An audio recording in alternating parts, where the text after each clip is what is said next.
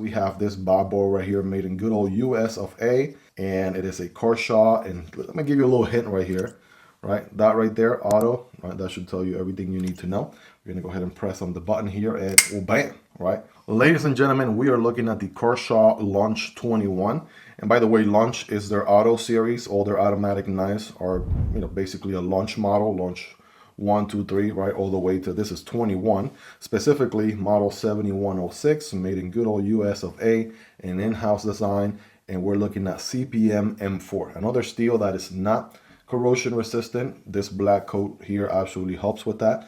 Love to see it, but it is also a high-end steel as well, so it should perform very, very nice. What also stands out to me here is the amount of jimping, like hardcore jimping here, hardcore jimping there as well, a little bit of jimping even in the back of the knife back there as well.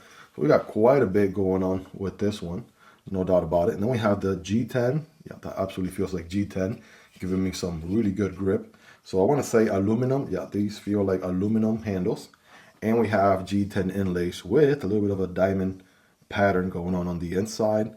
Some additional lines here and there and stuff like that. But got this OD green finish to it, right? Kind of very military style sort of knife, or another patch or inlay of G10 on the opposite side. Again, giving you the benefits of, G10 for the, grip factor, but also leveraging, of course, the aluminum, right, all throughout the knife.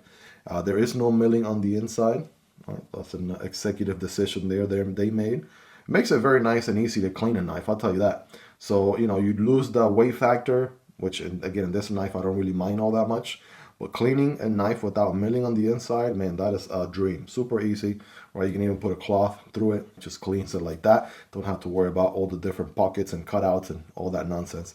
Pocketclip is actually pretty small, and I thought it was interesting how on this previous model, we have a longer pocketclip than the one you get on the Launch 21, even though the handle is actually longer. So, Kershaw, if you can explain that one to me, let me know.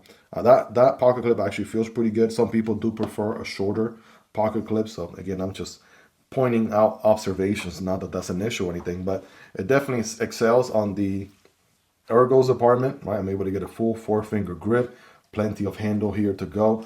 I can forward choke a tad bit if I wanted to. That is not a dedicated finger choil. But yeah, you definitely can accommodate big old bear paws. Pocket clip is actually a good solid 9 out of 10. Deep carry, reversible, just what you love to see. And then, kind of reloading this guy.